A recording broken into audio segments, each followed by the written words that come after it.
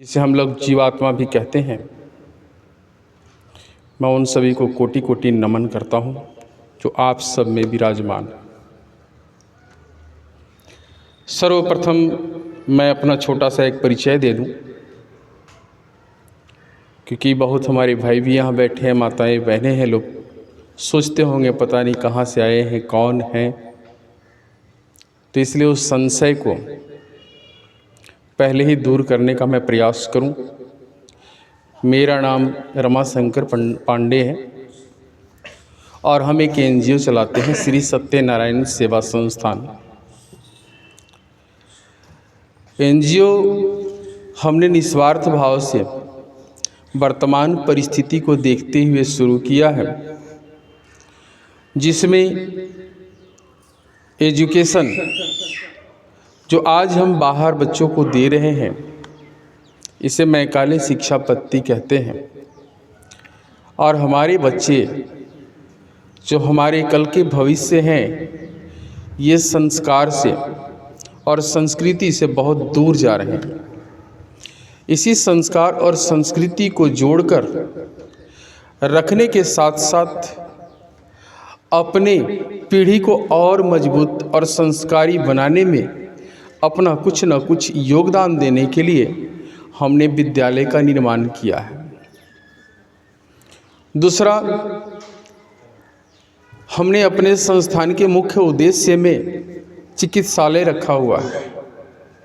दिन प्रतिदिन हम लोग जो फूड पॉइजन के माध्यम से अपने शरीर के अंदर बीमारियों को आश्रय बनाने का स्थान दे रहे हैं, उसी तरह से बहुत लोग ऐसे हैं, क्योंकि बीमारी हर किसी को गरीब बना देता है। जिसके घर में बीमारी लग जाए, जिसके घर में वकील लग जाए, वो सामर्थ्य नहीं बचता है। और आज की एजुकेशन के व्यवस्था को देखते हुए जो बुजुर्ग लोग हैं, माताएं बहनें या बंधुजन, अगर बच्चे उनकी सेवा ना करें तो हम यथासंभव उनकी सेवा का भार उठा सकें, इसलिए हमने चिकित्सालय का भी कार्य शुरू किया हुआ है। अगला हमारा फोकस है गौशाला के ऊपर।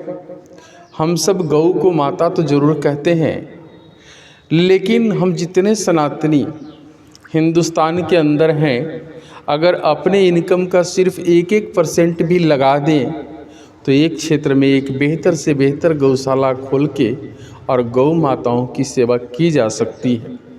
1% की इनकम अगर एक घर से मिलना शुरू हो जाए तो बेहतर गौशाला और सभी को पर्याप्त मात्रा में शुद्ध दूध का व्यवस्था किया जा सकता है। लेकिन सर्वप्रथम हम सभी को 1% का योगदान देने का संकल्प लेना होगा, तभी ये संभव हो सकता है। और आने वाले समय में जिस तरह से हमारे देश की पॉपुलेशन बढ़ रही है, उस तरह से कोई भी गवर्नमेंट 100% लोगों को नौकरी नहीं दे सकती है। स्वरोजगार उत्पन्न करना होगा, यानी वित्तीय शिक्षा के आधार पर हमें अपने समाज का, अपने लोगों को स्वरोजगार दे करके उनको जीवन यापन के लिए सामर्थ्य बनाना होगा। तब जा कर के हम अपने भारत को विश्व गुरु बनता हुआ देख पाएंगे। अन्यथा जिस देश में 90% लोग असमर्थ, पीड़ित रहेंगे, दुखी रहेंगे, उस देश को विश्व गुरु बनाने का कल्पना करना मैं समझूंगा कि सिर्फ और सिर्फ मुंगेरी लाल का सपने देखने जैसा है, इससे ज़्यादा कुछ भी नहीं। आइए, सबसे पहले तो जब हम किसी भी सत्संग में बैठते हैं या कहीं भी जब हम जाते हैं कुछ प्राप्त करने के लिए, तो हमें सबसे पहले अपने आप को खाली करना पड़ता है। यानी हमारा मन और हमारे विचारों को रिक्त करना होगा। जब तक मन और विचार हमारा रिक्त नहीं होगा तो सामने से कोई कुछ भी दे दे, हम उसे ले नहीं पाए। जैसे अगर एक पानी से भरा हुआ गिलास में अगर हमें दूध रखना है, तो सर्वप्रथम हमें क्या करना पड़ेगा? पानी को खाली करना पड़ेगा। जब हम पानी को उस गिलास से खाली करेंगे तो ही सामने वाला अगर हमें दूध भी दे रहा है या अमृत भी दे रहा है तो हम उसमें रख सकते हैं। और प्रकृति का एक नियम है कि प्रकृति खाली कभी किसी को नहीं छोड़ती। अगर आपने गुणों से अपने मन मस्तिष्क को नहीं भरा तो अवगुण से भरने में उसे विलंब नहीं लगेगा। इसलिए सबसे पहले हम अपने विचारों को और मन मस्तिष्क को अच्छे विचार के लिए, अच्छे शब्द के लिए, अच्छे ज्ञान के लिए खाली करें। इसके लिए बिल्कुल आंख बंद करके सबसे पहले तो हमें 3 बार श्वास अंदर पेट में लेना है, 3 गिनते तक रोक के रखना है, क्योंकि मन की गति हमारे श्वासों के ऊपर निर्भर करती है। जिस तरह से हमारा श्वासों का आवागमन होता है उसी तरह से हमारा मन निरंतर गतिमान होते रहता है। तो हमें मन की गति को रोकते हुए एक जगह पे स्थिर करना और विचारों को रिक्त करना है। साथ ही यहाँ उपस्थित सभी भाई बहन माताएं भगवान सदाशिव से एक ही प्रार्थना करें कि हे परमात्मा, सिर्फ आपके श्री चरणों में मेरा मन लगे। आप मुझे यहाँ पे जब तक हम बैठे हैं तब तक भक्ति प्रदान करना, और सामने बैठा हुआ वक्ता अबोध हो, अज्ञानी हो, फिर भी आप उसके वाणी से मुझे ऐसा ही शब्द सुनने के लिए देना जिससे हमारा जीवन और हमारा यहाँ बैठा हुआ सार्थक हो सके। ये प्रार्थना आपकी होगी और प्रेरणा परमात्मा की। तो आंख बंद करेंगे सभी, आंख बंद करके लंबा गहरा श्वास लेंगे, जितना ले सकते हैं। ये मन खाली करने का ट्रिक है। और आप जब भी घर में भी पूजा पाठ के लिए बैठें, तो पूजा पाठ के लिए बैठते तो हम जरूर हैं, लेकिन ध्यान हमारा कहाँ लगा रहता है? काम पर। घर में है तो अभी खाना नहीं बना, अभी ये नहीं हुआ। बिजनेसमैन है तो अभी दुकान पर जाना है, अभी उसको माल देना है, अभी उससे पैसा लेना है। तो हम तो पूरा का पूरा ध्यान अपने बाहर लगा रखे हैं। तो भगवान में हमने लगाया क्या है? शरीर को वहाँ रखा हुआ, मन से तो हम बाहर हैं। इसीलिए मन को नियंत्रित करके और भगवान में लगाने के लिए ये ट्रिक आप लोगों को निरंतर अपनानी चाहिए। और मैंने ये देखा, अभी जिस घर में मैं बैठा हुआ था, परमात्मा का बहुत ही अद्भुत कृपा कि उस घर के लोग ही संत हैं। इतने अच्छे विचार, इतना अच्छा स्वभाव, घर में मंदिर, सनातन का पहचान, और हमारे कन्हैया जी भी वहाँ बैठे हुए थे। उनसे मिलकर के बहुत अच्छा लगा, और उनसे मिलवाने के लिए आप सभी को मेरा कोटि कोटि नमन है। हृदय से आप सबको धन्यवाद है कि आप सब हमारे कन्हैया जी से इतना प्रेम करते हैं। तो इसलिए अब आँख बंद करेंगे सभी और लंबा गहरा श्वास लेंगे, और लंबा गहरा श्वास ले करके अंदर 3 गिनने तक रोकना है। और बाहर छोड़ने समय ये कल्पना करनी है कि हमारे अंदर का जितना भी नकारात्मक विचार है, नकारात्मक सोच है, नेगेटिविटी जो भी हमारे अंदर की है, हमारे अंदर की जो बीमारी है, वो उस सांस के माध्यम से अब बाहर निकल के इस ब्रह्मांड में जा रहा है। और दोबारा जो हमारे अंदर प्रवेश कर रहा है ऑक्सीजन, श्वास, परमात्मा भगवान है वो। अगर वो हमारे अंदर ना जाए तो हम एक क्षण भी जिंदा नहीं रह सकते। वो परमात्मा हमारे लिए जीवन दायिनी बन करके और पवित्र बन करके एक वाइट ऊर्जा के रूप में हमारे अंदर प्रवेश कर रही है, और हमारा मन और हमारा विचार को बिल्कुल शांत करते हुए हमारे शरीर को मजबूत और आरोग्यता दे रही है। ऐसी कल्पना करते हुए ये 5 बार आपने निरंतर करना है। उसके बाद हम अपनी वाणी को शुरू करेंगे। वाणी क्या, हम कोई वक्ता यहाँ बन करके आज नहीं बैठेंगे, हम कोई कहानी नहीं सुनाएंगे, हम तो एक दूसरे से संवाद करेंगे। अगर आप लोगों के मन में कोई भी विचार या कोई भी प्रश्न होगा तो अपना भाई समझ के, अपना बेटा समझ करके, अपना पिता समझ करके बेधड़क आप लोग हमसे क्वेश्चन कर लेना। जितना सामर्थ्यता होगी परमात्मा से, जितना हमें प्रेरणा मिलेगा, उतना हम आप लोगों को बताने का प्रयास करेंगे। तो आंख बंद करके बैठ जाएं और लंबी गहरी श्वास लेंगे। बिल्कुल आंख बंद करके बैठे और लंबी गहरी श्वास, जितनी श्वास अपने पेट में भर सकते हैं भरेंगे। धीरे धीरे लंबी गहरी श्वास और रोक लें। जालंधर बंद लगा देनी है, कंठ पर रोक लेना है और गिनती करना है 1 2 3 और आहिस्ता से मुंह के रास्ते बाहर श्वास को निकाल देना है। कल्पना करना है कि हमारे अंदर की समस्त नकारात्मक विचार, नकारात्मक ऊर्जा हमारे सांसों के माध्यम से बाहर जा रही है। दोबारा फिर आपने सांस लेनी है, लंबा गहरा श्वास,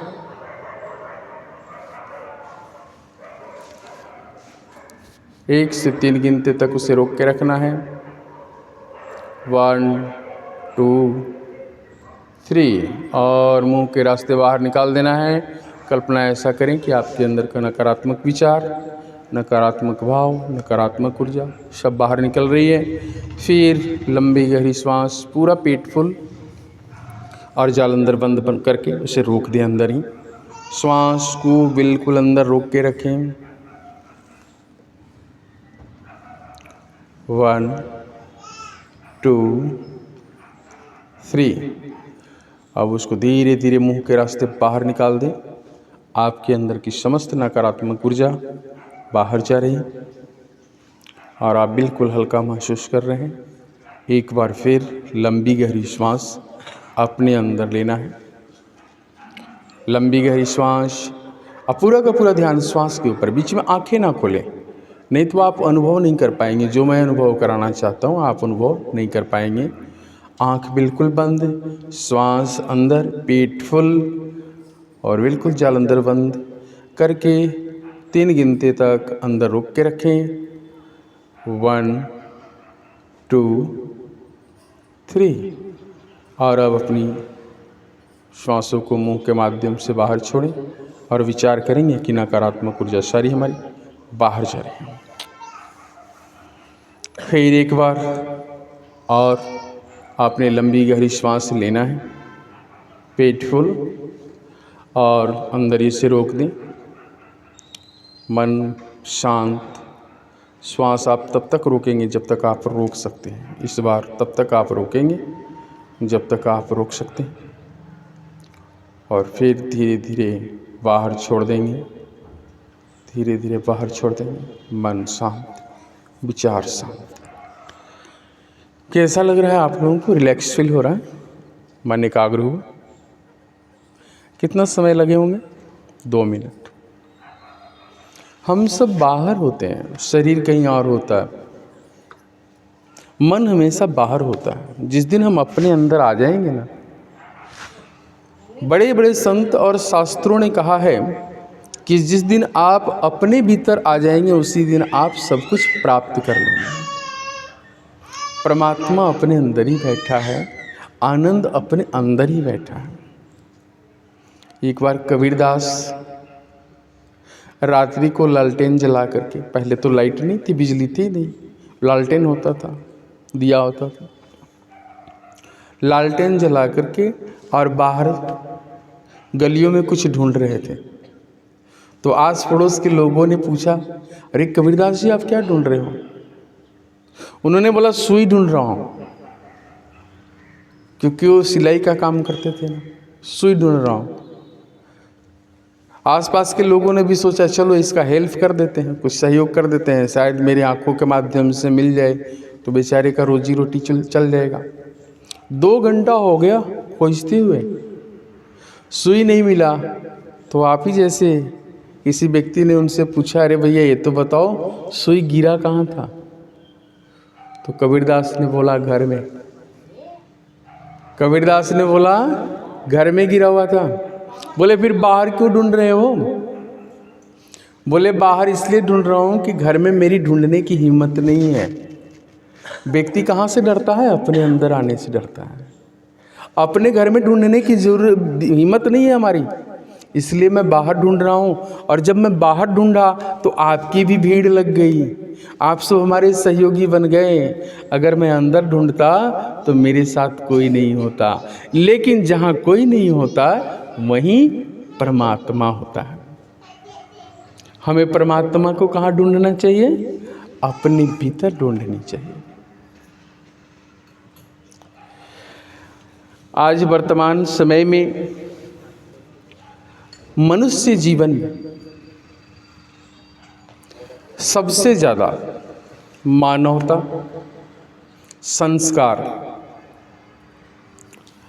और उपलब्धि की आवश्यकता है, जो सभी को है।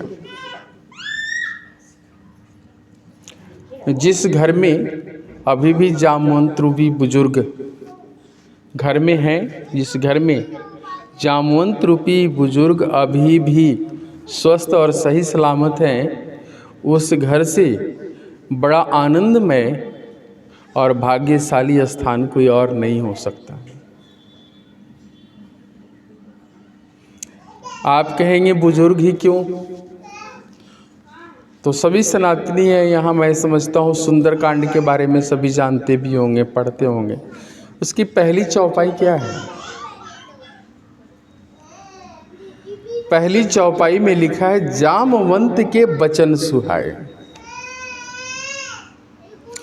सुनी हनुमंत हृदय अति भाए। जामवंत वानरों के सेना में सबसे वृद्ध थे और हनुमंत युवा थे।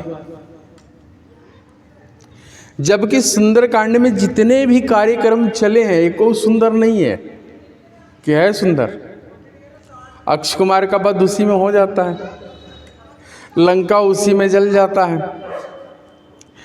लंकिनी उसी में मारी जाती है, बहुत सारी घटनाएं उसमें घट जाती है, लेकिन फिर भी हम उसको कहते हैं सुंदरकांड, क्योंकि वहाँ एक बुजुर्ग की बातों को युवा ने स्वीकार किया और उनके निर्देशानुसार, उनके मार्गदर्शन में जो कार्य किया, वो भगवान राम के द्वारा राक्षसों का नाश करने हेतु, राक्षसों का नाश करने में परम सहयोगी हुआ। हनुमान जी जामवंत का बात सुने। आज हमारे घर के हनुमान, हमारे बच्चे, हनुमान का मतलब सामर्थ्य, हनुमान का मतलब भविष्य। क्या आज बुजुर्ग पिता, दादा, दादी का बात सुनना पसंद करते हैं? मार्गदर्शन उनका स्वीकार करते हैं? अगर वो स्वीकार नहीं करते हैं तो क्या आप कल्पना कर सकते हैं कि उनका भविष्य सुंदर होगा? एक व्यक्ति जो 50 साल, 55 साल, 60 साल का अनुभव प्राप्त किया, अगर 15 साल, 12 साल, 20 साल का बच्चा उस अनुभव को निगलेक्ट कर देता है, आजकल क्या कहते हैं, चुप रहो, ये पुराने ज़माने की बात है, नए दौर में ये सब नहीं चलता। आज इसी नए दौर में हम सब शिक्षित होकर, पढ़ लिख कर अपने रिश्तों का संबोधन भूल गए। भूले हैं कि नहीं भूले? पहले हमारे रिश्तों में जो संबोधन होता था, अपने पति को श्रीमान कहते थे, पत्नी को ज़्यादातर श्रीमती लगाया करते थे। श्री शब्द का मतलब क्या है? श्री लक्ष्मी जी का बीज मंत्र है। अगर हमसे कोई पूछे गुरुजी पैसे प्राप्त करने हैं, आप कोई बढ़िया सा मंत्र बता दीजिए, तो लक्ष्मी सिद्ध करने के लिए कौन सा मंत्र होता है? ओम श्री ह्रीं श्री कमले कमलाय प्रसिद्ध प्रसिद्ध श्री ह्रीं श्री ओम महालक्ष्मी नमः। यानी श्री रूपी बीज मंत्र से संपुट किया हुआ माँ लक्ष्मी से प्रार्थना। आज हमारे घर में श्री बोले हुए लगता है बरसों गुजर जाता है। श्रीमती और श्रीमान जी चला गया, हम मिस्टर और मैडम कहना शुरू कर दिए। मैडम हम बाजार वाले को ही बोलते हैं, बाजार वाली को, दुकान वाली को ही बोलते हैं मैडम। मैडम हम हॉस्पिटल वाली को ही बोलते हैं। मैडम हम अपनी धर्म पत्नी को ही बोलने लगे। मैडम हम अपने बहन को ही बोलने लगे। तो फिर मैडम को मैडम का कौन सा स्थान पे रखा है?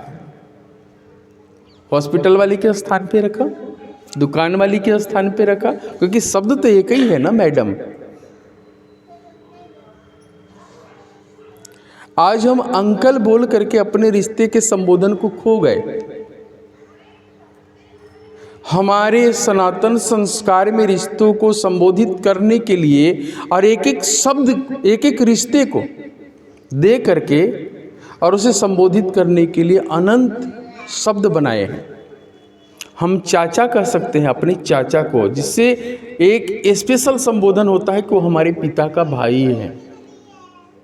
हम चाची कहते थे, हम मामा कहते थे, हम मामी कहते थे, हम फूफा कहते थे, हम बुआ कहते थे। आज हमने सबको अंकल और आंटी में बांध दिया।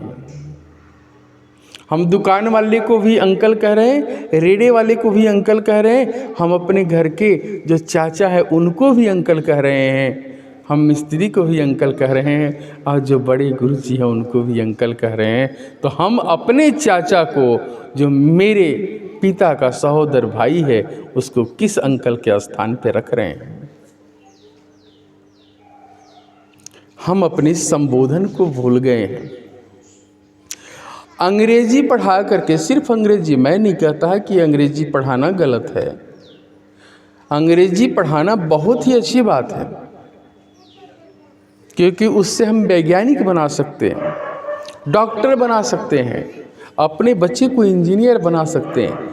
लेकिन अगर हम उसमें इंसान ना बना सके, हम चरित्रवान ना बना सके, तो सिर्फ उसी को पढ़ा करके और हम ये समझेंगे कि हमने माता पिता का कर्तव्य बच्चों के प्रति पूरा कर दिया, तो इसका फल, इसका परिणाम तो हमें तब मिलेगा जब हम चलने फिरने की योग्य नहीं रहेंगे और बच्चे जाकर के हमारे बाहर बस जाएंगे, विदेश में बस जाएंगे, और हमें देखने वाला भी कोई नहीं होगा।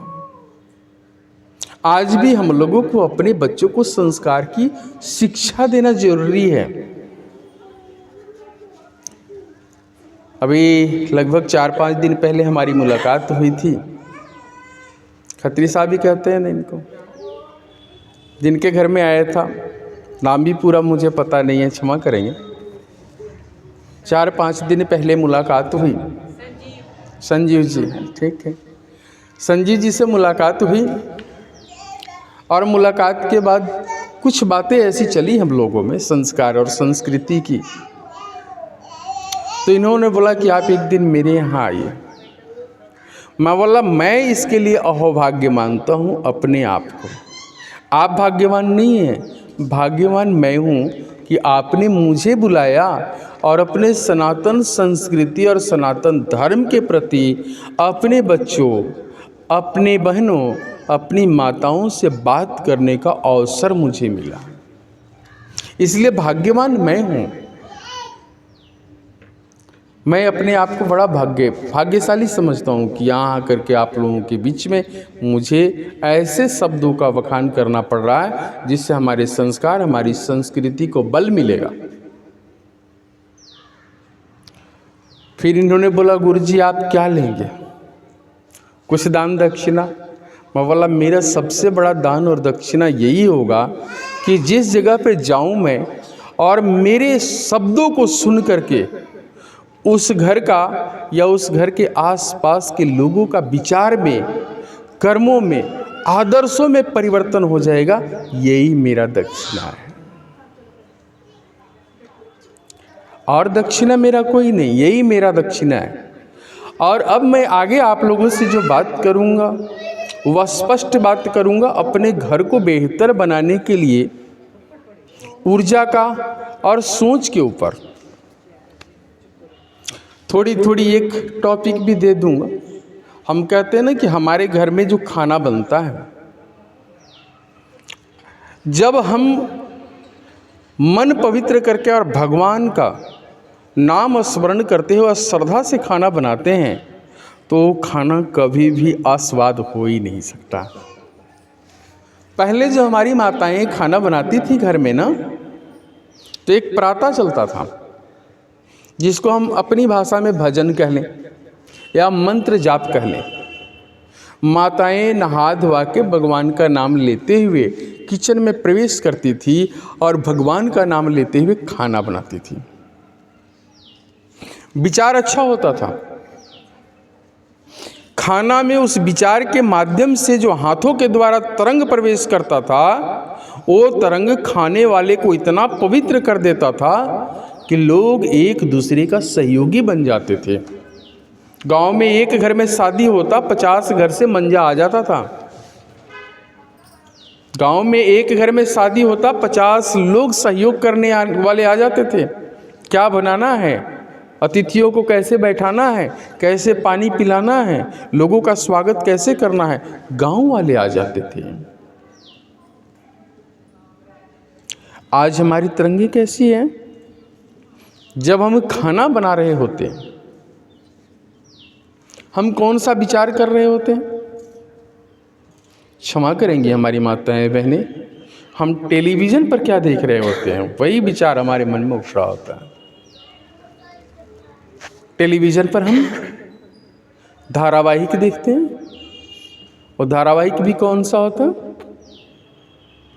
2 बहुएं हैं घर में, उसके साथ कौन सा चाल खेलना है, उसको कैसे घर से बाहर निकालना है, उसका तलाक करा के कैसे अपनी बहन को इस घर में सेटलमेंट करनी है, इसका तलाक करा के कैसे धन वाले के यहाँ शादी करवाना है, यही चल रहा होता। या फिर हम ये सोच रहे होते उसका पति शराब पीता है, शराब पी के कैसा एक्टिंग करता है।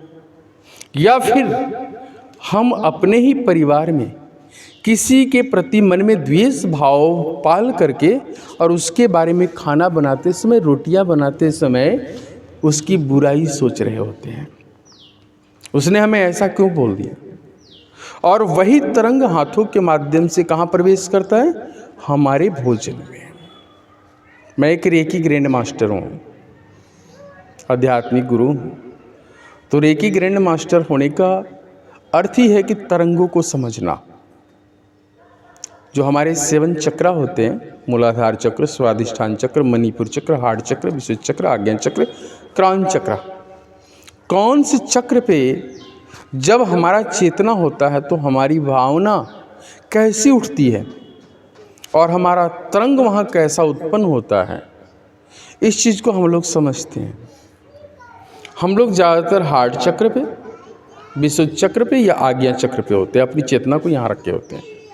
आज्ञा चक्र पे अपनी चेतना को रखने का मतलब है कि फ्यूचर का क्रिएशन करना। विशुद्ध चक्र पे अपनी चेतना का रखने का मतलब है कि अपने वाणी से लोगों को सम्मोहित करना, आकर्षित करना और अपनी वाणी को बेहतर तरीके से समझा पाना। जब विशुद्ध चक्र हमारा जागृत है तो ही ये काम हमारे लिए संभव है कि हम अपनी वाणी को आपके सामने रखें और आप उसे बेहतर तरीके से समझ पाएंगे। हार्ट चक्र पे है तो ही हम लोगों को स्नेह दे सकते हैं, तभी हमारे अंदर संवेदना जागृत होगी, तभी हम दूसरे के दुख और दर्द को समझ पाएंगे। तो मैं एक निवेदन करूंगा कि जब आप खाना बनाते हैं घर में और आप चाहते हैं कि आपका परिवार, आपके बच्चे ज्ञानी हों, आपके परिवार में प्रेम बना रहे, व्यवहार बेहतर बना रहे, तो आप खाना बनाते समय, रोटी बनाते समय सकारात्मक ऊर्जा ही अपने विचारों से, अपने मन से उत्पन्न करें। वही ऊर्जा आपके खाने में प्रवेश करेगी। आपके पति को, आपके भाई को, आपके बहन को, आपकी बेटी को ठीक करवाने के लिए किसी के पास जाने की ज़रूरत नहीं है। आपकी विचार अगर सकारात्मक है और प्रेम से आप खाना बना करके उस विचार के माध्यम से ऊर्जा उसमें प्रवेश करा के दे रही है, तो वही ऊर्जा, वही अन्न, वही भोजन आपके विचारों के अनुसार उसे परिवर्तन करने में सहयोग करेगा और आपका घर बहुत ही बेहतर हो जाएगा। दूसरा, जब हम मन में भी कुछ सोच रहे होते हैं ना, कहते हैं कि वाणी से वाणी बात करती है, शरीर से शरीर, लेकिन तरंग से तरंग बात करता है। जब हम किसी के पास जाते हैं और जाते ही अगर हमें गुस्सा आ जाए, तो क्या सोचना चाहिए? एक छोटी सी कहानी बताऊंगा। एक चंदन का व्यापारी बड़ा कर्जा में डूब गया था, कर्जाई हो गया था। अब वो जाता है एक बादशाह के दरबार में, लेकिन जाने से पहले वो सोच रहा होता है कि काश ये बादशाह मर जाता तो इसको जलाने के लिए मेरी चंदन की लकड़ी ज़्यादा बिक जाती, और ज़्यादा लकड़ी बिक जाती तो हम कर्ज मुक्त हो जाते और हमारा व्यवस्था अच्छा हो जाता। लेकिन जैसे ही वो चंदन का व्यापारी उस बादशाह के दरबार में प्रवेश करता है, वैसे ही बादशाह को इतना गुस्सा आता है, उसे ऐसा लगता है कि क्यों न इसकी हत्या करा दी जाए। लेकिन बादशाह बड़ा दयालु था, राजा बड़ा दयालु था, प्रजापालक था, सबसे स्नेह और प्रेम करने वाला था। अचानक उसके मन में ख्याल आया कि मैंने तो आज तक अपने प्रजा के बारे में भी बुरा नहीं सोचा। जो हमारे घर में रहते हैं, हमारे क्षेत्र में रहते हैं, गलतियां भी करते हैं, उनके बारे में तो हमने कभी भी ऐसा नहीं सोचा। ये व्यक्ति बाहर से आया है जिससे कभी हमारी मुलाकात नहीं है, परंतु इसको देखते ही मेरे मन में ऐसा विचार क्यों आया। राजा ने तुरंत बुलाया बादशाह को, मंत्री को। राजा ने मंत्री को बुलाया और मंत्री से पूछा, मंत्री ये बताओ कि मेरे मन में ऐसा विचार पहली बार और क्यों आया, जो ना मेरा शत्रु है, ना मैं उसको जानता हूँ, ना मेरा हिस्सेदार है, फिर भी उसकी हत्या कराने की या उसको नुकसान पहुँचाने का विचार मेरे मन में क्यों आया। मंत्री ने बोला, महाराज 15 दिन का टाइम दो, पता तो करना पड़ेगा ना। मंत्री गया और जा करके उस लकड़हारे से, जो चंदन का व्यापारी था, उससे पूछा कि भाई ये बता कैसा चल रहा है, तेरे घर का हालचाल क्या है, आनंद में तो है, कुशल मंगल तो है। चंदन का व्यापारी बोला, कुछ भी कुशल मंगल नहीं है। मंत्री ने बोला, क्या हुआ? बोले, मैं बहुत कर्जाई हो गया हूँ, घर का खर्चा चलाना मुश्किल हो गया है, अगर मेरा चंदन का लकड़ी नहीं बिका तो हम तो भूखों मर जाएंगे, क्योंकि चंदन का लकड़ी खा करके तो भूख नहीं मिटाया जा सकता। मंत्री समझ गया कारण क्या है। मंत्री ने बोला कि ऐसा कर, तो 300 रुपये किलो के हिसाब से 6 किलो लकड़ चंदन का डेली दे देना मुझे। बोला, 6 किलो लकड़ आप क्या करोगे? बोला, जो हमारा राजा है ना, जो हमारा बादशाह है ना, उसके लिए चंदन के लकड़ी पर ही भोजन पकाना है मुझे, ताकि मेरे बादशाह का उम्र लंबा हो जाए, राजा का उम्र लंबा हो जाए। अब वो चंदन का व्यापारी बड़ा खुश हो गया, सोचा भगवान करे कि मेरे चंदन के लकड़ पर बना हुआ भोजन ग्रहण करके और बादशाह का उम्र लंबा हो जाए। इसलिए चंदन का लकड़ दे करके और वो भी नहा धुआ करके भगवान के सामने बैठ जाता है, हे भगवान बादशाह की उम्र लंबी कर देना। अब सोच का फर्क है, जब पहला दिन आता है चंदन का व्यापारी तो उसके मन में क्या होता है, वो क्या सोच रहा होता है कि बादशाह मर जाए। जब उसके 300 रुपये किलो के हिसाब से प्रतिदिन लकड़ बिकने लगता है, तब व्यापारी क्या सोचता है, राजा की उम्र लंबी हो जाए, राजा की उम्र लंबी हो जाए। अब ऐसे करते करते 15 दिन व्यतीत हो गया। 15 दिन के बाद जब मंत्री को उत्तर देना था बादशाह को, तो मंत्री ने चंदन के व्यापारी को बोला, भाई आज राज दरबार में तू आ जाना। जैसे ही वो चंदन का व्यापारी राज दरबार में जाता है, तो बादशाह जब उसके ऊपर देखता है तो देखते ही बादशाह को ऐसा लगता है, अरे ये तो मेरा भाई जैसा है, हम इसको गले से लगा लें। पहली मुलाकात में पता नहीं क्यों इसके बारे में मेरा विचार ऐसा उठ गया था कि मैं इसकी हत्या कर दूं, ये तो मेरा भाई जैसा है। अब वहाँ भी बादशाह बड़ा आश्चर्य में पड़ गया। बादशाह तुरंत बुलाया मंत्री को बोला, ये बता ये क्या चक्कर है, पहला दिन तो गुस्सा आया और 15 दिन व्यतीत नहीं हुआ और इससे इतना प्यार आ गया कि मुझे लगता है कि मैं इसको बुला के गले लगा लूं। मंत्री मुस्कुराते हुए बोला, महाराज आज आपके दोनों प्रश्नों का उत्तर मैं दे दूंगा। बोला, दे देगा? बोले, हाँ। बोले, कैसे?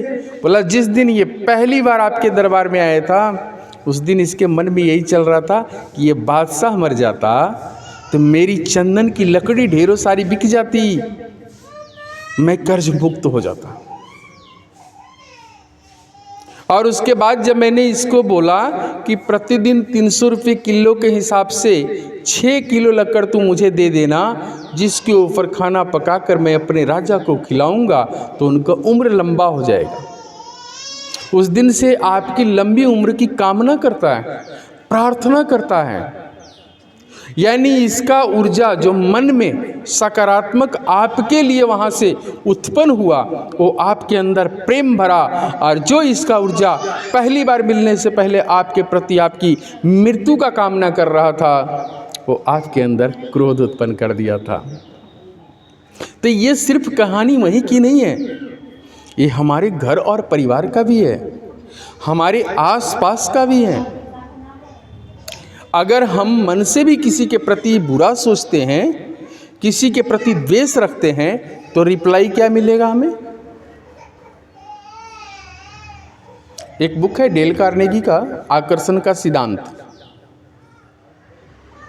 आकर्षण के सिद्धांत में कहता है कि सृष्टि में हम बहुत छोटे से कण हैं, लेकिन ऊर्जा हम में भी वही है जो इस चंद्रमा में और सूर्य में है।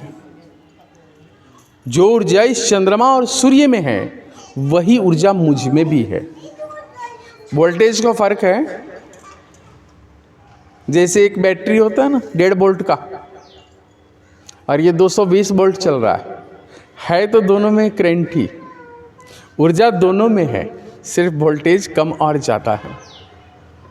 और ये वोल्टेज कम और ज़्यादा किसी और ने नहीं, हम और आपने स्वयं करके रखा है। हम भी वही हैं जो रामकृष्ण परमहंस, जो स्वामी विवेकानंद, जो महावीर, महात्मा बुद्ध,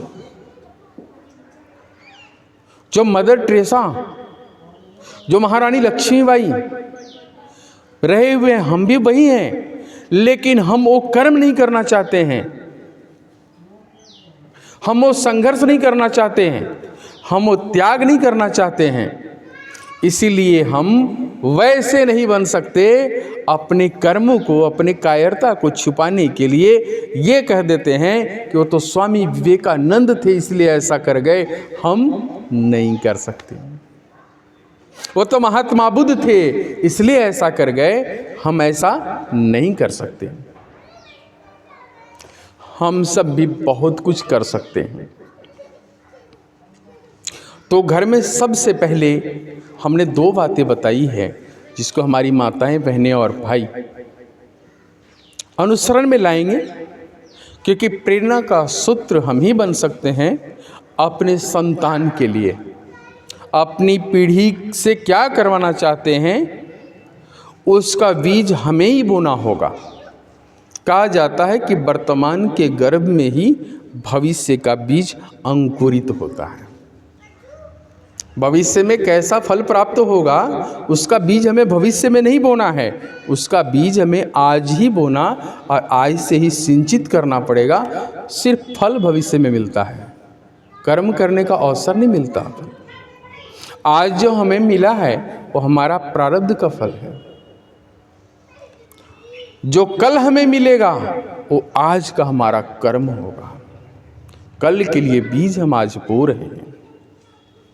तो पहला तो ये कि हमें अंग्रेजी पढ़ाने से कोई दिक्कत नहीं, लेकिन अंग्रेजियत की गुलामी करने से दिक्कत है, क्योंकि हम मानसिक रूप से आज भी उसी मशीनरियों का गुलाम हैं जिसका हम बरसों पहले थे, सदियों पहले थे, दशकों पहले थे।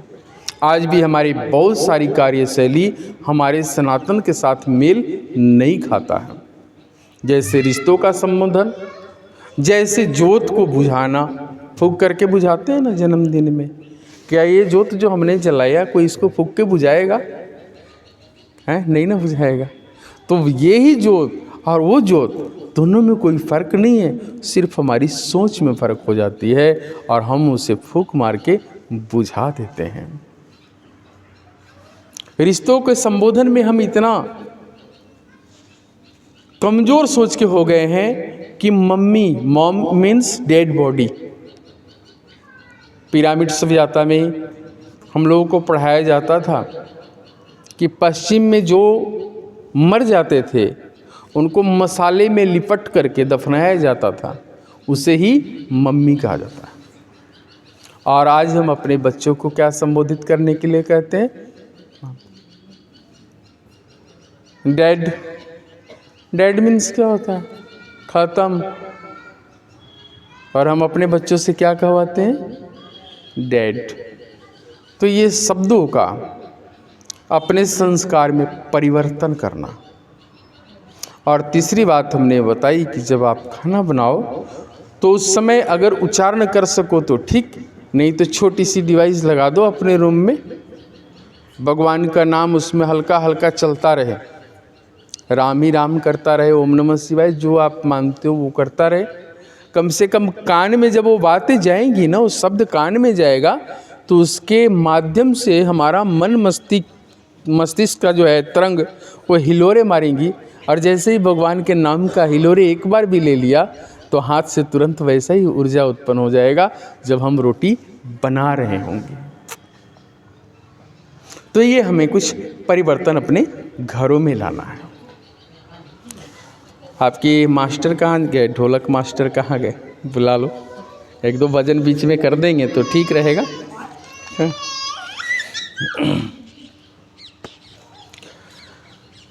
अच्छा, दूसरी बात यह है,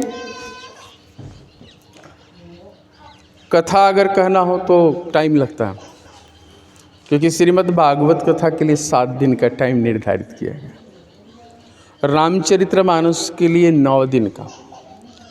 आज हमारा यहाँ पे पहला मुलाकात है और मैं तो चाहूँगा यही कि हमारे संस्कारों में जितना परिवर्तन हो सके उसी विषय पर हम बात करें। संस्कारों में हमने देखा है कि एक घर में जब एक मंथरा पैदा हो जाती है तो कितना दुख होता है। रामचरितमानस से हमने सीखा है, एक घर में अगर एक मंथरा पैदा हो जाए तो कितना दुख होता है, और एक घर में अगर एक राम निकल जाए तो कितना सुख उत्पन्न होता है। तो निरंतर हमें अपने बच्चों को राम बनाने के प्रति अच्छे विचार भाव को उत्पन्न करने के प्रति 1 से 1.5 घंटा ध्यान रखेंगे। मैं ना भी रहूं कोई बात नहीं, मेरा एक निवेदन है, इस क्षेत्र से जितनी हमारी 10, 12, 15 बहनें भाई जो एकत्रित हुए हैं, ये सब सप्ताह में 1 दिन बैठें और बैठ करके अपने संतान को अच्छे मार्ग पर चलने हेतु आपस में ही बैठ के प्रेरित करें। ऐसा नहीं, मैं ये नहीं समझता कि मैं यहाँ बैठ गया हूँ तो मेरे पास कोई ज़्यादा ज्ञान है। ये परमात्मा का दिया हुआ गिफ्ट है जो हर किसी के पास है। सिर्फ उसके प्रति सोचने की जरूरत है कि हमें लोगों को क्या देना है,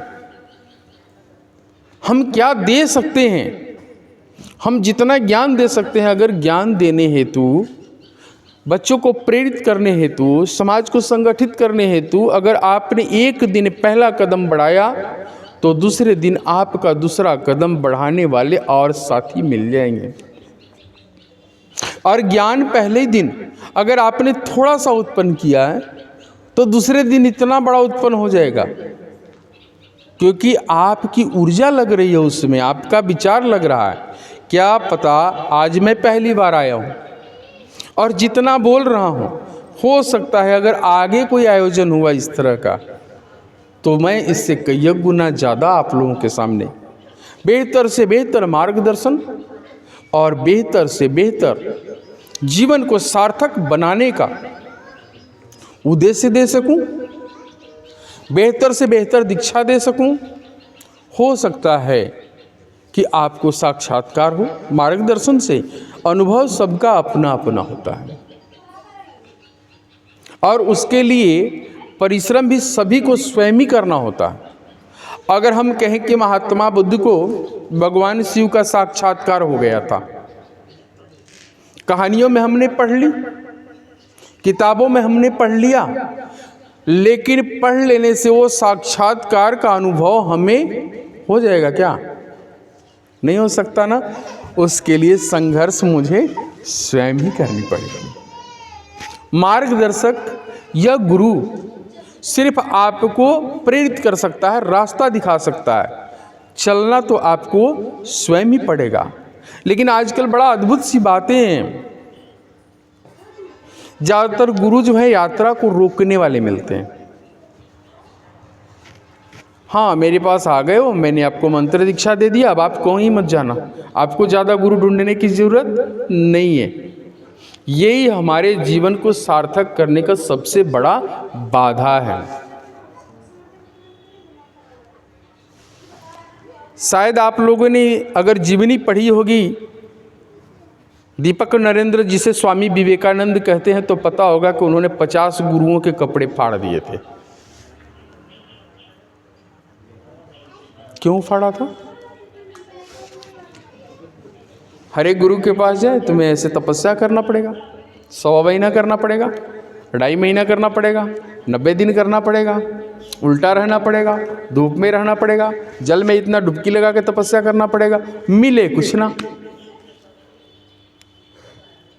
तपस्या पूर्ण करने के बाद जब स्वामी विवेकानंद घर आए और कुछ ना मिले तो गुस्सा आ जाए, ये फालतू में बाबा बने बैठा हुआ है, इसको कुछ आता जाता है नहीं, खुद तो दर्शन किया नहीं, मुझे तप के लिए लगा दिया, मुझे पानी में खड़ा करवा दिया, फाड़ दे इसके कपड़े। महात्मा बुद्ध ने कभी यात्रा किसी का नहीं रोका। सच्चा गुरु आपका यात्रा नहीं रोकता, सच्चा गुरु आपका यात्रा कभी नहीं रोकता। एक बार महात्मा बुद्ध के पास सुबह सुबह एक नास्तिक पहुंच गया। नास्तिक का मतलब तो जानते ही होंगे, जो किसी को नहीं मानता। महात्मा बुद्ध से पूछा, ये बताओ भगवान उगवान है कि नहीं है?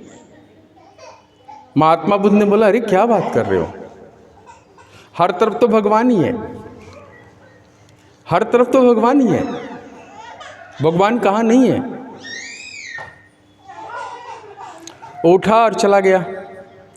उसके अंदर ही प्रेरणा जागृत हुआ कि अगर महात्मा बुद्ध कह रहे हैं कि भगवान है हर जगह, तो भगवान हो सकता है, खोज तो करनी पड़ेगी। यानी यात्रा उसकी जो रुकी थी वो चल पड़ी। दोपहर को एक आस्तिक गया जो भगवान को ही मानता था, पूर्ण विश्वास करता था, श्रद्धा रखता था उन पर। वो भी गया था अपने आप को सर्टिफाइड करने। जा करके महात्मा बुद्ध से पूछा कि महात्मा बुद्ध ये बताइए कि मैं तो भगवान को बहुत मानता हूँ, आप मानते हैं भगवान है कहीं कि नहीं है? महात्मा बुद्ध ने बोला, क्या बात कर रहे हो, भगवान कहाँ है? कोई भगवान नहीं है। अब उसकी भी यात्रा शुरू हो गई, क्योंकि अगर मैं ये कह दूं कि भगवान है और आप मान लिए तो हाँ, आए थे गुरुजी, संत जी, महाराज जी कह गए भगवान है, अब ढूंढने की क्या ज़रूरत है, मैं भी पहले मानती थी, वो भी उस पर मोहर लगा गई, अब हमको यात्रा करने की, अब हमें ज़्यादा मेहनत करने की, खोज करने की आवश्यकता नहीं है। उन्होंने कह दिया नहीं, कोई भगवान नहीं है भाई, और वो भी यात्रा शुरू कर दिया। अरे महात्मा बुद्ध ऐसे कैसे कह दिए, मुझे तो अनुभव होता है परमात्मा है। अब उनका एक शिष्य उनके पास हमेशा रहता था, उसका नाम था आनंद। आनंद ने देखा कि महात्मा बुद्ध ने सुबह जो एक नास्तिक आया था उसको बोले कि भगवान ही भगवान है, जो दोपहर को आस्तिक आया उसको बोलते हैं कोई भगवान नहीं है। अब तो इनकी क्लास लगानी पड़ेगी, इनसे पूछना पड़ेगा कि आपने दोनों को अलग अलग उत्तर क्यों दिया। अब रही बात कि दिन में तो पूछ नहीं सकते, शाम को जब कुटिया में बैठेंगे तो पूछ लेंगे। शाम को जैसे कुटिया में बैठे महात्मा बुद्ध, वैसे ही एक हमारे आपके जैसा सीधा साधा व्यक्ति पहुंच गया। ना वो नास्तिक था ना वो आस्तिक था। उसने बोला कि महात्मा मुझे कुछ पता नहीं चल रहा है भगवान है कि नहीं है, मैं बड़ा सीधा साधा आदमी हूँ, आप जैसा मार्गदर्शन दीजिए। महात्मा बुद्ध चुप रह गए, कोई उत्तर ही नहीं दिया। आनंद बड़ा आश्चर्य में पड़ गया, क्या बात है, ये सीधा साधा व्यक्ति अनुभवहीन, इसको कोई उत्तर ही नहीं दिए। लास्ट में वो उठ के चला गया, और जब उठ के चला गया तो आनंद के माइंड में और मन में प्रश्न पर प्रश्न खड़े हो गए, ये चक्कर क्या है? महात्मा बुद्ध से पूछना पड़ेगा। आनंद ने पूछा महात्मा बुद्ध से, महात्मन ये बताइए आपने तीनों को अलग अलग उत्तर कैसे दिया? महात्मा बुद्ध ने बोला, मैंने तीनों को एक ही उत्तर दिया है। बोले वो कैसे? बोले सुबह जो नास्तिक आया था, अगर मैं कह देता भगवान नहीं है तो खोज उसकी भी रुक जाती। दोपहर जो आस्तिक आया था, अगर उसको मैं कह देता भगवान ही भगवान है तो यात्रा उसकी भी रुक जाती। और शाम को जो आया था निश्चल व्यक्ति, अगर मैं उसको कुछ भी कह देता कि भगवान है तो वो मान लेता, और नहीं कह देता तो भी मान लेता। लेकिन खोज वो भी रहा है और खोज मैं भी रहा हूँ। यात्रा वो भी कर रहा और यात्रा मैं भी कर रहा हूँ। इसलिए मैंने उसे कोई उत्तर नहीं दिया। गुरुओं के पास जितना हो उतना देकर हो सकता है कि शिष्य के जीवन में और भी परमात्मा तक पहुंचने के लिए लिखा हो। अगर हमने यात्रा रोक दिया तो परमात्मा और उस जीवात्मा के बीच का बाधक रूपी पाप का भागी मुझे बनना पड़ेगा। इसलिए सच्चे गुरु कभी किसी का यात्रा नहीं रोकते। आप बढ़ो परमात्मा की तरफ जितना बढ़ सकते हो। जो हमारे पास है हम आपको दे देंगे। तो इसलिए यात्रा को नहीं रोकना है कि हमारे गुरु जी ने कह दिया कि बस यहीं तक है, जो हमने कह दिया, जो हमने मंत्र दे दिया वही है। दुनिया बहुत विशाल है, परमात्मा बहुत विशाल है। जितना बड़ा सूर्य है उससे भी बड़ा और ग्रह है, मंगल है, पता नहीं और कितने कितने ग्रह हैं। एक एक ग्रहों में तो लाखों पृथ्वियाँ समा सकती हैं। ऐसे ऐसे इसी ब्रह्मांड में ताराएं हैं। तो हम कैसे मान लें कि जितना एक व्यक्ति दे दिया वही लास्ट है, अंतिम है, अंत नहीं है इसका। तो ये चौथी बात हमने जो बताई कि यात्रा को शुरू रखना है, यात्रा रोकनी नहीं है। क्योंकि शरीर एक साधन है और साध्य परमात्मा है। साध्य और साधन अलग अलग है। जैसे हमें दिल्ली जाना है तो साधन क्या है? ट्रेन है, गाड़ी है, वो साधन है। लेकिन साध्य क्या है? दिल्ली। जब हम दिल्ली पहुंच जाते हैं तो हम साधन का कोई खोज नहीं रखते। इसी तरह से अगर हम परमात्मा तक पहुंच गए तो इस साधन का हमें कोई ज़रूरत नहीं है। और अगर हम अपने गंतव्य स्थान तक नहीं पहुंचे तो बार बार हर बार जन्म लेकर के हमें कोई ना कोई साधन का सहारा लेना पड़ेगा। और हम भटकते रहे तो पता नहीं कितने साधन हम बदलते रहेंगे। इसलिए एक ट्रेन मिल गई है और अगर हम उस पर बैठ गए हैं सुगमता से और हमें साध्य तक पहुंचना है तो बस एक ही लक्ष्य बना करके उसी ट्रेन पर बैठ करके और निरंतर चलते हुए हमें अपने साध्य तक पहुंच जाना है, ताकि हम बार बार की यात्रा और बार बार गाड़ी चेंज करने से बचें। बार बार गाड़ी चेंज करने में दिक्कत आती है कि नहीं? गाड़ी बदलने में दिक्कत आती है। तो बार बार हम गाड़ी बदलने से बचें। अब आगे हम बात करेंगे एक दान के ऊपर।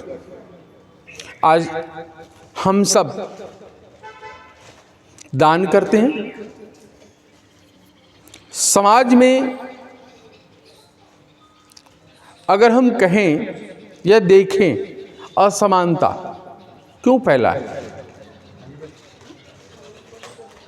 द्वेष क्यों फैला है, विभाजन क्यों फैला है, तो हमारे समाज में दान हम कहाँ देते हैं? जहाँ सब देते हैं। अगर आप भूखे को भोजन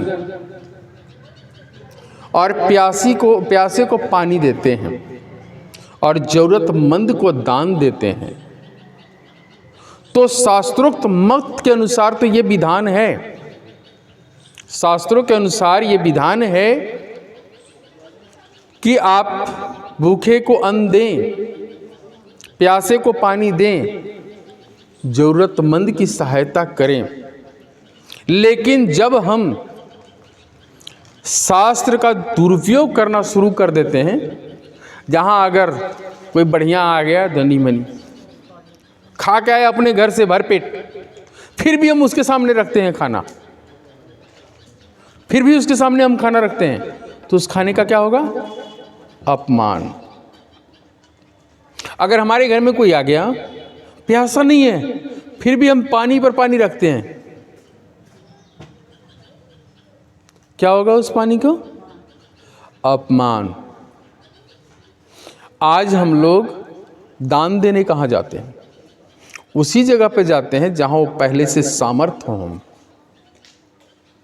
जहां वो पहले से ही पूर्ण हो। हम वहां कभी नहीं देते हैं जहां उसकी आवश्यकता है, जहां उसको महत्व दिया जाए और जहां उसका सही सदुपयोग हो सके।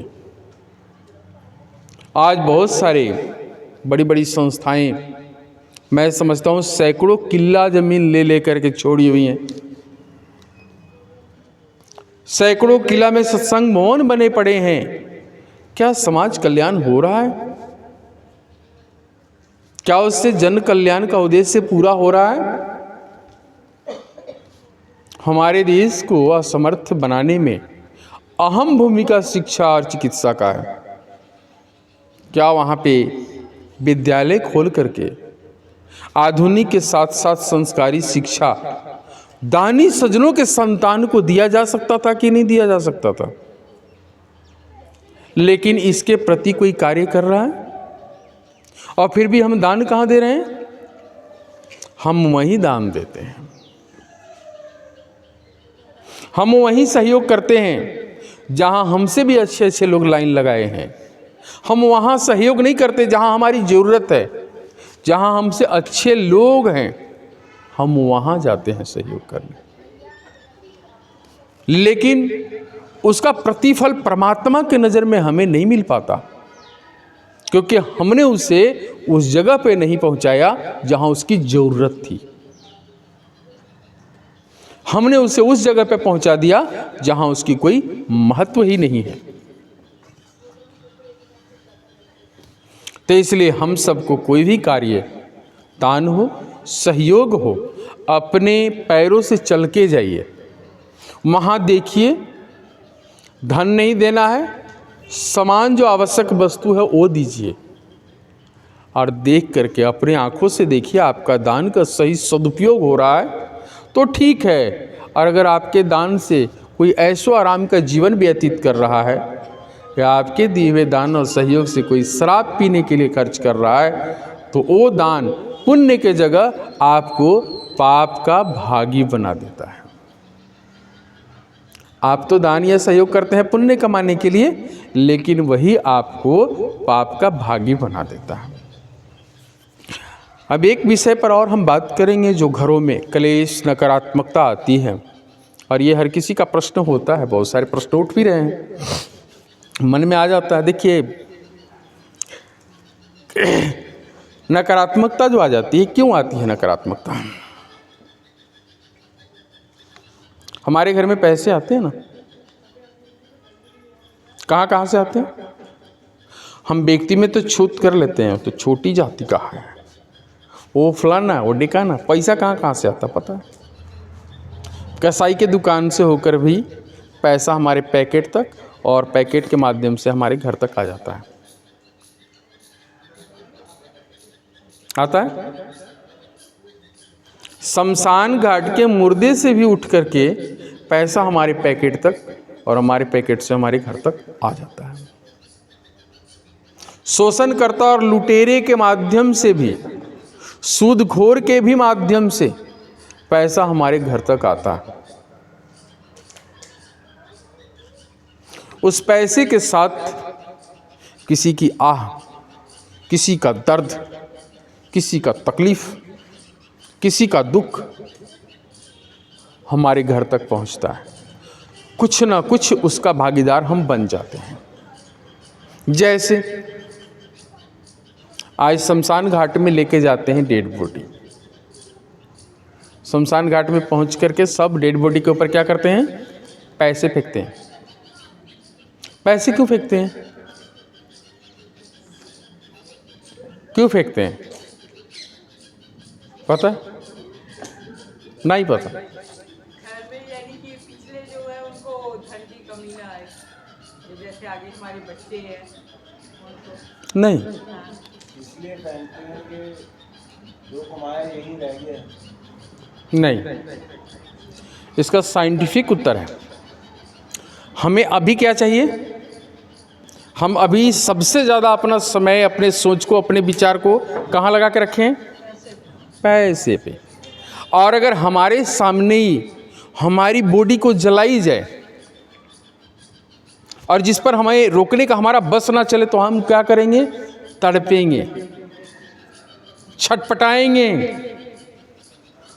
तो उस तड़प को, उस छटपटाहट को डाइवर्ट करने के लिए क्या करना होगा? जहाँ हमारी चेतना सारी उम्र लगी है, जहाँ हमने पूरा उम्र जिसको सोचने में लगा दिया, आकर्षित करने में लगा दिया, उसी में उलझाना है, ताकि वो पैसे में उलझ जाए और उसका शरीर जब जल रहा हो उसका ध्यान ही ना रहे कि उसके सामने उसका शरीर जलाया जा रहा है। ये तो हम लोग कह देते हैं कि हम उसको देंगे तो हमको मिलेगा। नो, जीते जी तो बापू को पानी नहीं दिए, मरने के बाद हैं? जीते जी महतारी की सेवा नहीं की, मरने के बाद? जीते जी माता को समय पर चश्मा बना के नहीं दिए, मरने के बाद? पैसे फेंक रहे हो, क्या मिल जाएगा उसे? आत्मा को सिर्फ डाइवर्ट करने का साइंटिफिक उत्तर है ये कि जब डेड बॉडी को हम जला रहे हो तो आत्मा को अनुभव भी ना हो कि उसका शरीर जलाया जा रहा हो उसके सामने और उसको तड़पो। इसीलिए उसको पैसे में उलझाया जाता है। और जब पैसे में उलझाया जाता है तो पैसे के माध्यम से वो आत्मा कहाँ कहाँ पहुँचती है? भाई मेरा कमाया हुआ पैसा मुझे लोगों ने दिया था, तू कहाँ लेके जा रहा? पैकेट में रखा, तो मैं पैकेट में घुस जाऊँगा। तू लेके गया अपने घर में, मैं तेरे घर में पहुँच जाऊँगा। क्योंकि आत्मा को कोई दीवार रोक नहीं सकती है, हवा है। और वही जब हमारे घर में आता है एक आह, और हम आह के एंटीडोट अगर तैयार नहीं रखते हैं, पुण्य, आशीर्वाद, तो हम उसके प्रभाव में आ जाते हैं। हम ब्राह्मण आदमी हैं, दान लेते हैं, भाई पूजा पाठ कराने जाते हैं, दान भी लेते हैं। एंटीडोट क्या? बच्चों को शिक्षा दे दो, पीड़ित जनों का उपचार। जो मुझे मिलता है हम उसे लगा देते हैं। माताएं आती हैं, किसी का घुटना में दर्द है, कमर में दर्द है, फिजियोथेरेपी की मशीन लगा रखे हैं, आयुर्वेदिक दवाइयाँ लगा रखी हैं, खुद भी अपने हाथों से सेवा करते हैं और लोगों से भी करवाते हैं उस पैसे से कुछ दवाइयाँ लेके। अब एक आदमी का आह आया मेरे पास, और अगर हम 100 रुपये में 10 लोगों का उपचार कर दिए तो 10 लोगों का आशीर्वाद मिला। मेरे पास कौन सा पावर ज़्यादा हुआ? सकारात्मक ऊर्जा हमारे पास ज़्यादा है। क्या बिगाड़ लेगा मेरा कोई? इसीलिए शास्त्रोक्त विधिवत ये कहा गया है कि इनकम का 10% आपको सत्कर्म में लगाना चाहिए। कहाँ लगानी चाहिए? सत्कर्म में। क्यों लगाना चाहिए? कि नकारात्मक ऊर्जा का काट वो सत्कर्म के माध्यम से प्राप्त हुआ आशीर्वाद ही कर सकता है, दूसरा और कोई नहीं कर सकता। ऐसे भी कहा गया है कि जीवन रूपी धन भी 4 भागों में बांट दिया गया है। 4पन कहते हैं ना इसको, बाल्यावस्था, युवावस्था है, और जो मध्यस्थ अवस्था होता है जिसको हम गार्जियन कहते हैं, और वृद्धावस्था। 4 अवस्था है। पिता ने हमें 400 रुपया दे करके भेजा यहाँ, उस परम पिता ने 400 रुपया दे करके हमें यहाँ भेजा है, और उसने कहा कि 100 रुपया का सामान तू ऐसा लेना जो यहाँ के काम आ जाए। 100 रुपया का सामान तू ऐसा लेना कि जो ना यहाँ का रहे ना वहाँ का रहे, और 100 रुपया का सामान तू ऐसा लेना जो वहाँ का हो, और 100 रुपया का सामान तू ऐसा लेना जो यहाँ का हो लेकिन भविष्य के लिए हो, वर्तमान के लिए नहीं, भविष्य के लिए हो। क्या खरीदेंगे हम? 100 रुपया का हमने राशन लिया है ना, जिंदगी भर, तो 100 रुपया समझ लो जिंदगी भर का खर्चा दे दिया। जीना है तो रोटी तो खानी पड़ेगी ना। 100 रुपया का हमने राशन ले लिया, 100 रुपया हमने खर्च वहाँ की जो ना यहाँ का ना वहाँ का, यानी जीवन का अनमोल 100 रुपया रूपी धन, समय को हमने कहाँ गवाया? नाच गाने मौज मस्ती फिल्म अयासी में, जो ना यहाँ का है ना वहाँ का।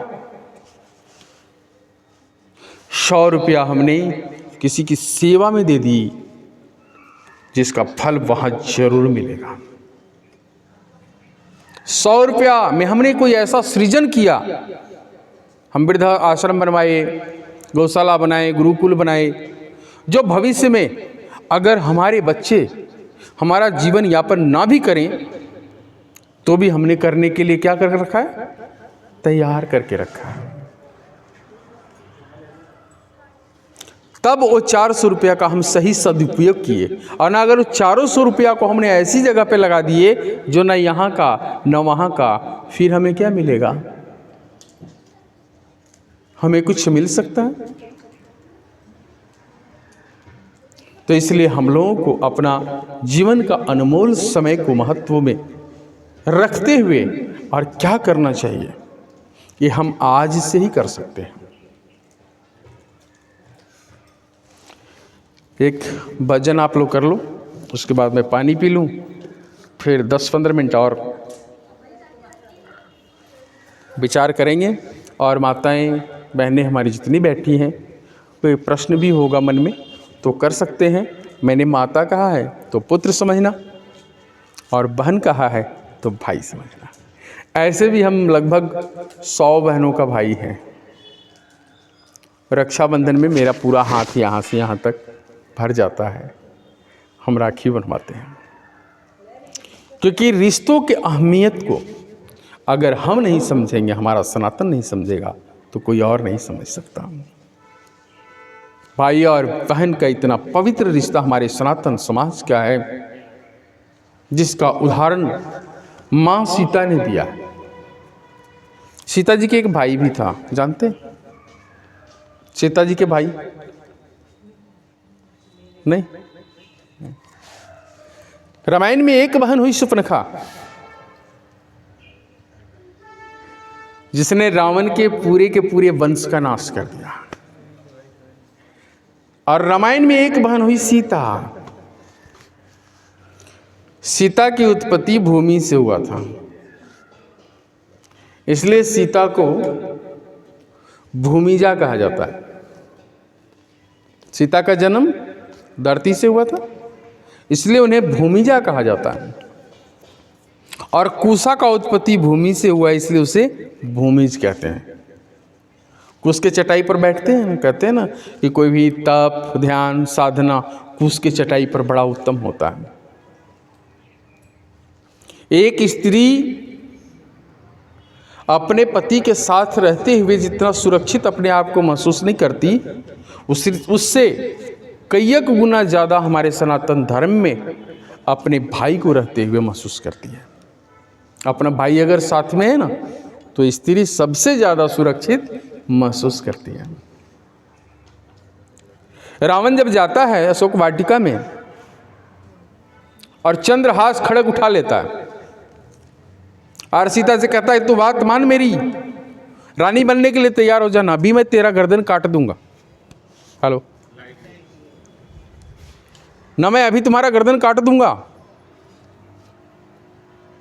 सीता मैया कहती, रुक जा, पहले मेरा भाई से तो टकरा ले।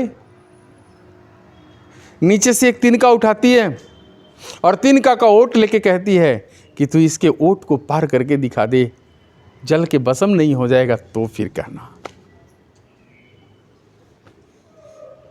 वही कुशा माता सीता का भाई है। तो भाई और बहन का रिश्ता में अगर एक कुशा जैसा भाई भी रावण जैसे त्रिलोक विजेता से लड़ने को तैयार हो जाता है, तो हम तो साक्षात इंसान हैं। अगर हमने बहन मान लिया है और हमारे बहनों के ऊपर कोई आंच आ जाए तो शरीर लेके तो खड़ा हो ही सकते हैं। इसलिए बेधड़क अगर कोई प्रश्न करनी होगी तो पूछ सकते हैं आप लोग। चलिए भजन आप लोग कर लीजिए, ऐसे ही कर लीजिए।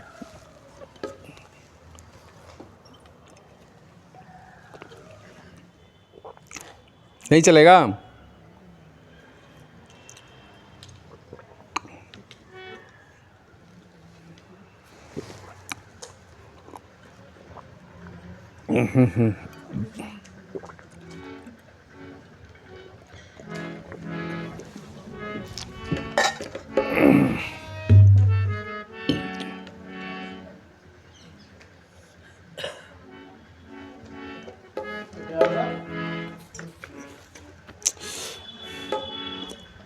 Hello hello.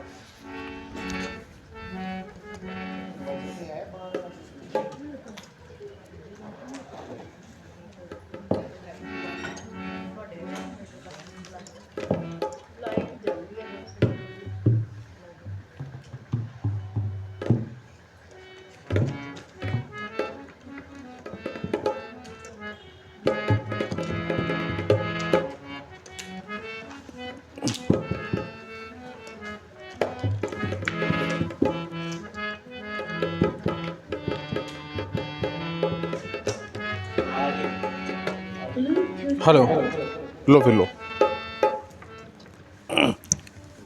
एक वचन कर लो।